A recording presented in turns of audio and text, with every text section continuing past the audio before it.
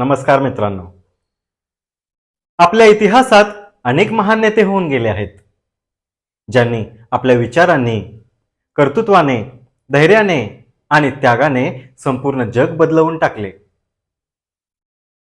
पण मित्रांनो, प्रश्न असा आहे की आपण अशा नेत्यांच्या जीवनातून काय शिकू शकतो?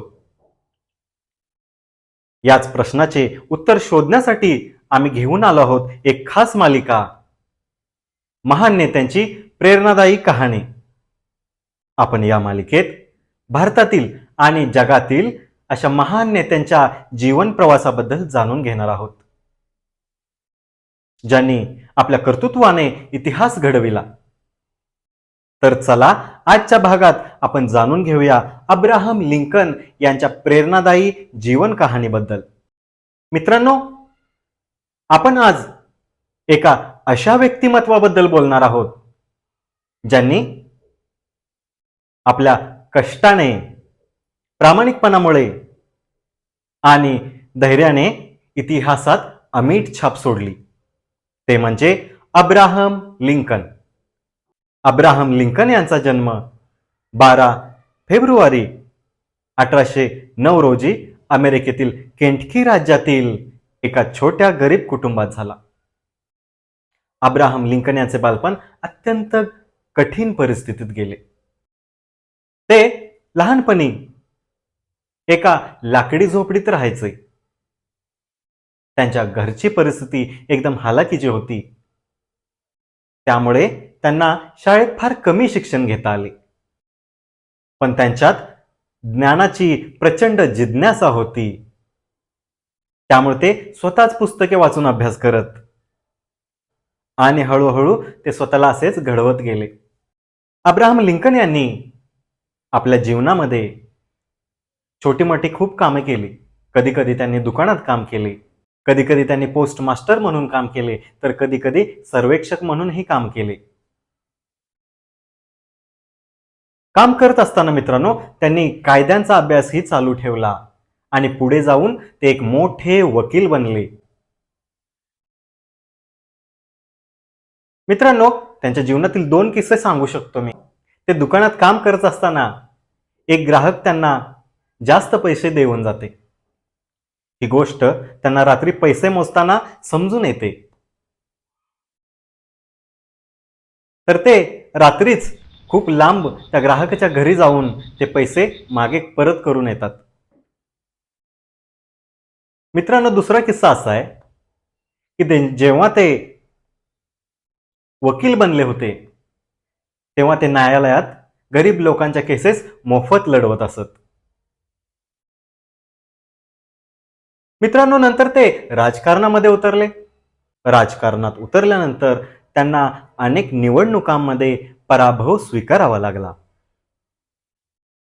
परंतु ते मनाने हरले नाहीत आणि अखेर 1861 मध्ये ते अमेरिकेचे 16वे राष्ट्राध्यक्ष म्हणून निवडून आले.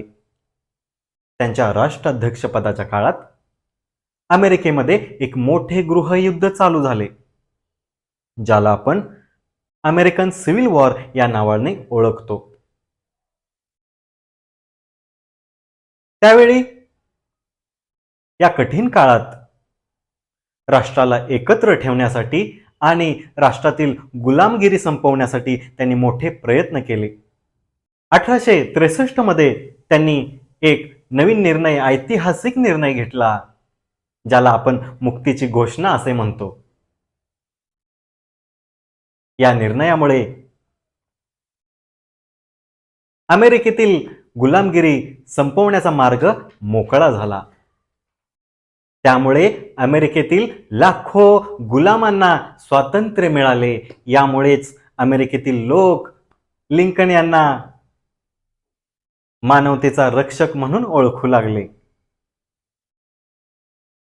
लिंकन यांचे आयुष्य आपल्याला एक मोठा संदेश देते मित्रांनो. गरिबी, अडचणी आणि अपयश हे यशाच्या मार्गातील अडथळे नसतात. जर आपला निश्चय दृढ असेल आणि कष्ट करण्याची तयारी असेल, तर आपले प्रत्येक स्वप्न पूर्ण होतेच. पण दुर्दैवाने 14 एप्रिल 1865 रोजी एका नाट्यगृहात त्यांच्यावर गोळीबार करण्यात आला आणि दुसऱ्याच दिवशी त्यांचे निधन झाले. एका व्यक्तीने त्यांची हत्या केली,